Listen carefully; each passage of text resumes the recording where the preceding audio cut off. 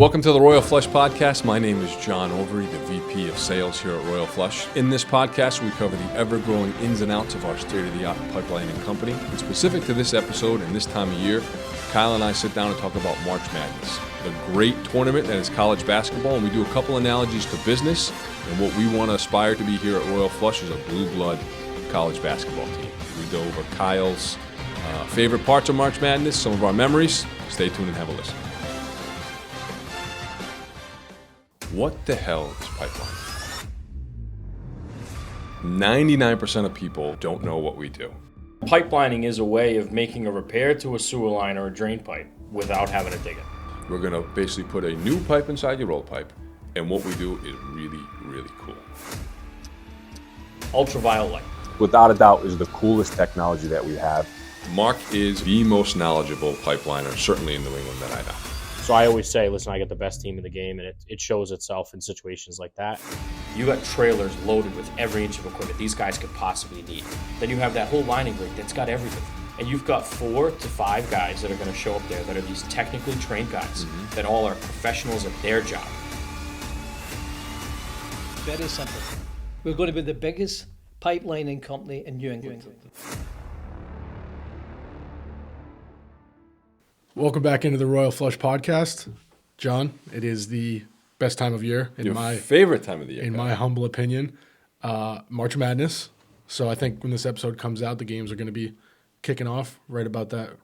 Yeah, we are filming this on the Monday after Selection Sunday. Mm-hmm. Yep, so the games will be rearing ready to go. Yep. You had an analogy the other day comparing March Madness to business, and I think it's funny how you come up with these analogies, whether it's college basketball related or anything in between, to kind of relay it to business and kind of almost to speak my language, the Kyleese, we'll call it. I was trying to relate it to you and what I thought your love for this time of year in college basketball would be. And so my analogy is that this time of year is very exciting for sports fans, right? We think that the basketball tournament, whether you're a basketball fan or not, usually everybody's kind of into it, can pick a bracket, right? You can have your mom or your little sister pick it out, even if they don't like sports. And it's a big deal, and it's exciting. And I think March Madness is all about the Cinderella run, the upset story, who's the underdog, right? How far can you go? It's like picking the upset. Yep. My analogy is in business, and specifically to us here at Royal Flush. You don't, and we do not want to be the Cinderella story. We do not want to be the Virginia Commonwealth or the Florida Atlantic or George Mason. We don't want to be those schools. Because really, if you look at the history, those are kind of one and done, right? They've gone a Sweet 16, Elite 8, maybe a Final Four. I think we talked, was it Loyola? Chicago made the Final Four a couple years ago. Yep. Super exciting. You watch those games, you're rooting for them. They're beating the big boys. Really exciting. You're like, I want this team to go all the way.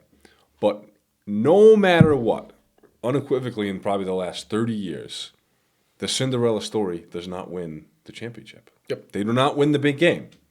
They might upset some big teams, go on the run. It's really exciting, but they don't win the national championship.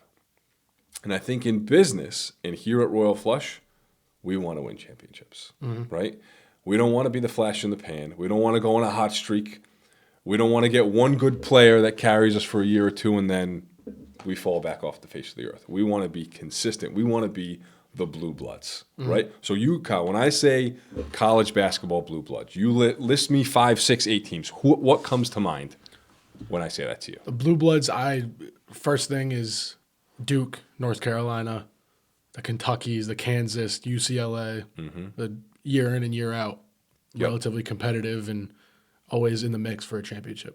And what do you think is a consistent factor, or what do you think is the same across all those teams?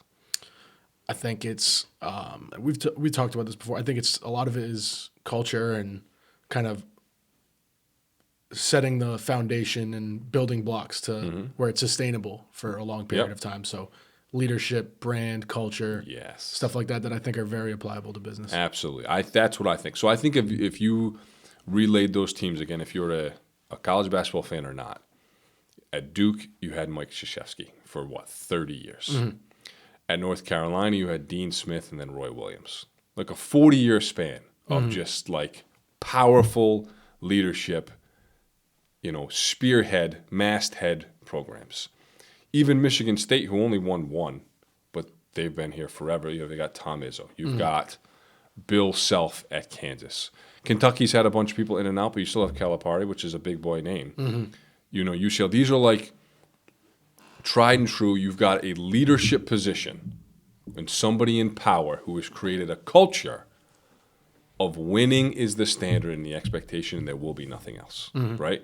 I think, again, in business, if we kind of wrap it back up to us, those teams that went on the run, that Loyola Chicago, there's a great coach. He had great leadership. But whether he hasn't gotten the talent or the players, or maybe it's not consistent, right? He probably, I don't know if he did or not, but I bet you those coaches are all leave for bigger jobs. Yeah. Right? There's turnover within that. And there's not consistent leadership and consistent recruiting and consistent coaching and consistent players to pump out a consistent result, right? So we don't want to be, the pipelining company that got this one or two really big jobs and we're super excited and we had a killer year and then next year is back down. We don't want that, right? I think in business you don't want this, that shooting star, that one-off. You want to be consistently as great as you can be. And so as exciting as the tournament is, and the Cinderella stories and the half-court shots and the buzzer beaters and all those, in business, I think, and in life, you don't want to be those teams. I do not want to be those teams. I want to be Duke, North Carolina, Kansas, Kentucky, UCLA, Arizona, Michigan State. I want to be the blue bloods, the tried and true, like we're going to be a 1 or a 2 seed every effing year, no matter what. And that's who I think we want to be. Yeah, and I think you hit the nail on the head as far as how applicable it is to business, as far as having that, from the top down, the standard of excellence kind of down the board. And, no matter how many people are in and out of the program, from the top down stays the same because of the standard that's been set. Yeah, because let's face it, I mean, now they're turning over even more in college sports, but even a great player, 2-3 years. Yeah. Now it's really once a year. So, like, this roster is turning over for constantly. Yeah.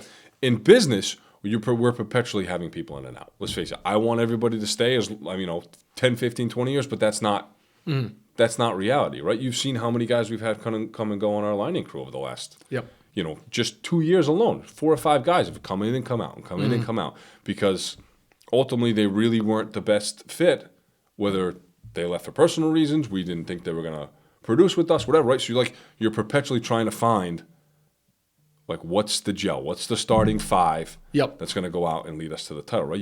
Those guys are in and out, in and out, in and out, in and out. And the leadership and the culture is what starts at the top to find those guys and lead them to the victories. Yeah, and I think the guys that do stick around, those 4-year players, the guys that stick around and are staples of the program are ones that build that culture too. Absolutely. Like Chris and Eric in the shop. They've been around for years. Yep. Those are the staple players. Yeah, those are our 5th-year seniors who are crushing it. But guess what? They're not leaving. They're going to stay in college forever. Yep. All right. Now tell me what about March Madness excites you the most? What do you love about this tournament in basketball? What do you love about it? I think. So first of all, for context, I'm a college basketball degenerate junkie. It's like all I watch, all I pay attention to.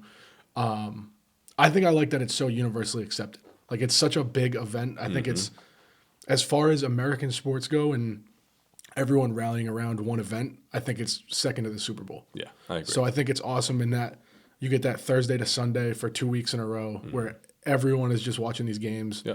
And it's second to the Super Bowl. Everyone's paying attention. I like that whether you're a fan or not, you're inherently going to root for the underdog. Or like you're going to pick a team. Yeah. No matter so it's going to be Thursday at 3:47. There'll be 4 games on. And you can have, whether you gamble or not, you've picked out a bracket, you're going to watch. And you're just going to inherently pick, I like the color. They got this really tall guy who looks, whoever. You're going to pick a team and instantly start rooting for one side or another. Yep. And really not knowing Let's face it. 99% don't. We don't know anybody about these teams. We don't know anything about these. You're kids. you're not gonna tell me a thing about Western No. Kentucky, who's Yes. playing Marquette this week. Unlike in football, you can be like, oh, you probably know the quarterback on the Yep. team. You probably know a couple of big players. It's just different. And here you're going to be like, oh, who are these guys? Where are they? Oh, I never heard of that school before. Yeah, I'm going to root for them over this team. Yeah, or they have a 100-year-old nun and they're Yep. making a run to the Final Yep. Four. I like or they these got guys. this crazy mascot that's been found, right? There's some Yep. story involved around whatever, a stupid mascot. They got good cheerleaders. I don't know.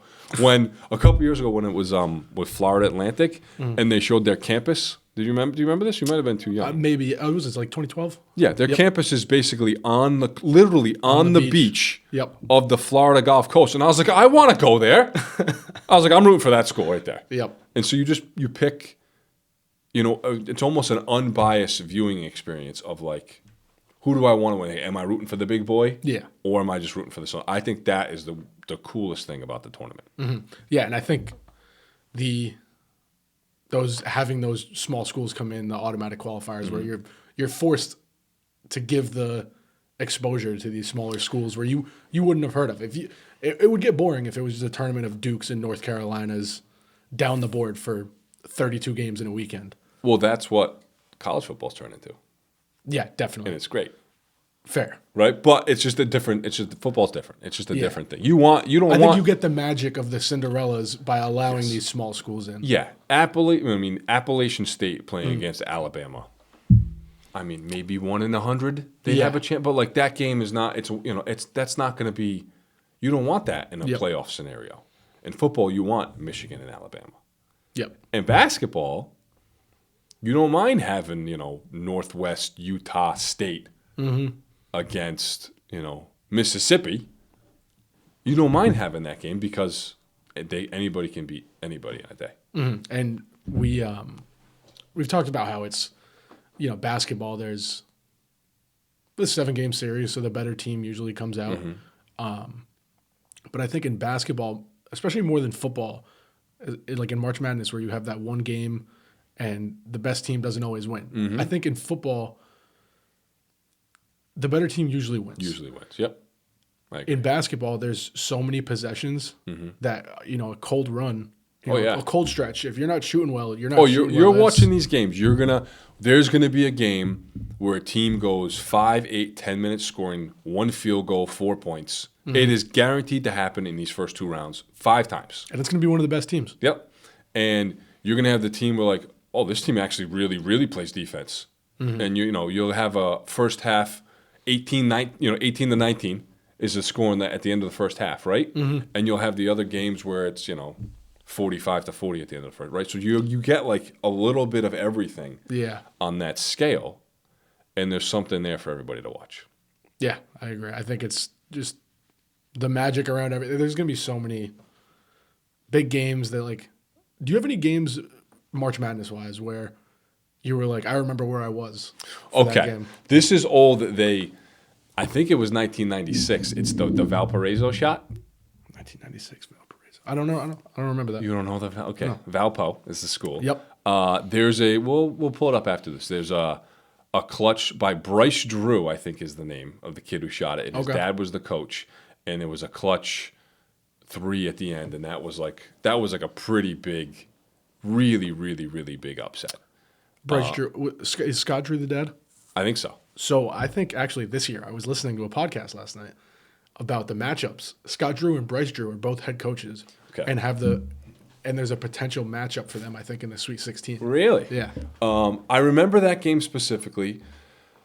I'm trying to think. I remember a little more recently. Like I don't think I watched it, but instantly hearing when Virginia lost and they were number 1 seed and they won it the next year, which I actually liked the most. You got knocked out as the one. Oh, I also remember these are more when I was younger. Princeton beat UCLA. Okay. And I think Princeton was a 15, UCLA was a 2, and I think that was UCLA coming off a national championship, something like that. Like that was a big win. And this was Princeton that like they just did this little like backdoor cut offense. That's all their game was, and they just like got like 37 layups. Yep. And it was all white kids, all smart white kids, and they beat like the reigning national champ from the year before. So I guess more older ones are cemented in my brain. Yeah. Nothing. What else do you have recently? So, I mean, last year, definitely with the 16 seed upset that you talked, the Virginia one, I also remember. So, when there were only 2 times a 16 seed's beating a 1 seed, and obviously both of those I remember. They were like the last 3-4 years, right? Yeah, I think Virginia was 2018 and Purdue was last year. Yeah. But 100% of the time, when a 1 seed loses to a 16 seed, they win the national championship the next year. So I'm just saying for Purdue, Okay. if Purdue can do it. Because there's not much of a trend there. Yeah, exactly. What other games do I remember? Like clear as day. I remember PC in the Sweet 16. Yeah, I years remember. ago. I remember more again when I was younger. So I think it was 1997 and 1998 back-to-back years. URI and PC made the Elite Eight, and they both lost in the game going to the Final Four. Remember I showed you the URI game? Yep. And they could have won those games, and that was a big deal as I was a kid. So I was like in 7th, 8th grade. That was like a big deal at the time. Okay. That Sweet 16 game with PC, I will say, and I've always said this because I grew up and PC was terrible, just dog water. So I think if you are a fan of a small market team, you should be allowed a blue blood team to also be a fan of. Oh yes, that's a great that's a great thing. Right? So growing up, I was a 49ers fan because they were on TV all the time, and I liked Steve Young. But I was also a diehard Patriots fan, but they weren't really great. Yep. So yeah, that I agree 1,000%. So, well, my buddy, his main team is Duke, but he has no ties to Duke. So I'm like, all right, well, you have to stick with that. That's a blue blood. You have to stick with that. They're gonna be good. But like PC, I would always root for Kansas as well. Okay. Kansas is like my blue blood. Gotcha. If PC's not in it, I'm rooting for Kansas. And they played each other in that Sweet 16 game, so it was like a moral. I picked Kansas to win the whole thing, but obviously PC was on this magical run. Yep. So there's just so many storylines and magic I think that happens in March that it's awesome. Now tell me what these days. Okay, lay out your magical Thursday and Friday. First round, Thursday and Friday. We got 16 games each day, right? Yep. Tell me in a fairy tale land what you're doing, where you are, what you're eating. Like, what's your magical day to watch these games? So I feel like it fluctuates year by year, because last year it's usually around like St. Patrick's Day. Last couple of years I've gone out celebrating St. Patrick's Day at a bar. You get the games on all the TVs.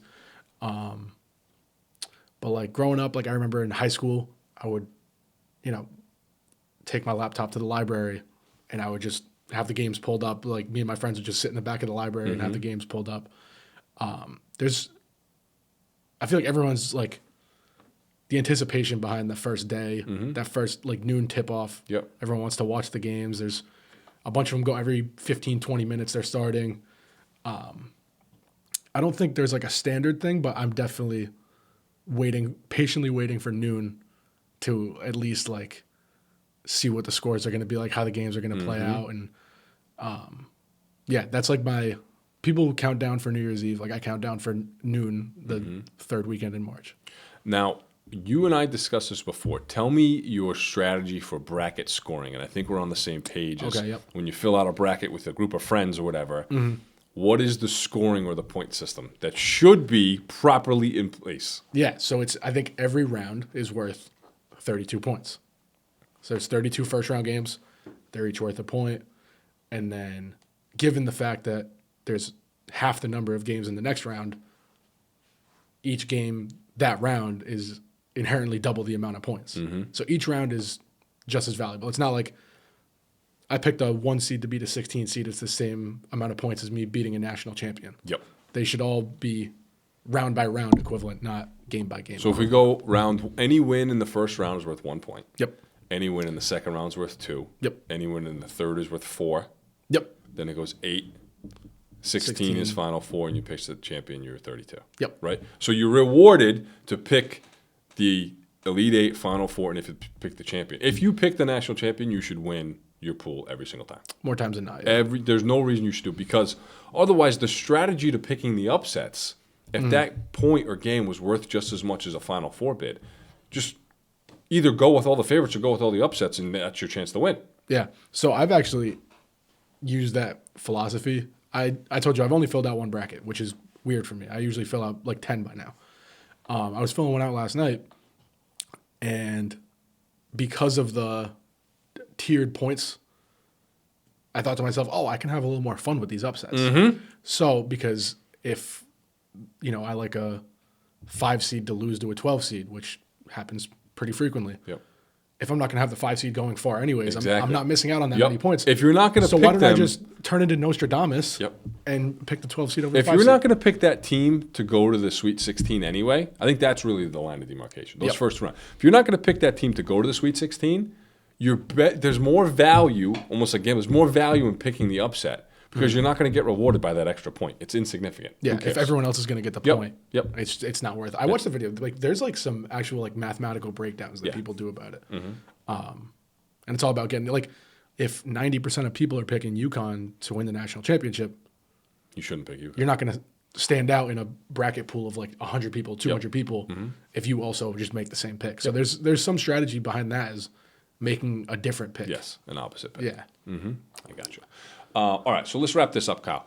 In business, I don't think you want to be the Cinderella, right? I think you want the blue blood, the consistent leadership, the consistent growth year after year after year. Those Cinderellas are fun, but I know that me and us here at Royal Flush, I don't want any Cinderella runs. Agreed. I want longevity, foundation, blue blood, picking the Final Four every year. Yep. That's what I want to be. Love it. What are your last-minute March Madness thoughts? I'm excited. I don't want to call anything a lock because I feel like I do that every year and I'm just always wrong. I'm just excited. I think it's going to be a good tournament. We're going to be talking about it all the time. So going to have our brackets filled out. We're all filling them out here at Royal Flush, checking sir. everything out, see who wins our little intercompany pool. Yep. Yes, I'm just excited. Good basketball. Like I said, it's like a national holiday. It's like the Super Bowl. So Well, we'll end it on that. Thanks for listening. I hope you like March Madness as much as Kyle and I do. And you like our little analogy wrapping it back to business. So stay tuned as always. Check out the next one.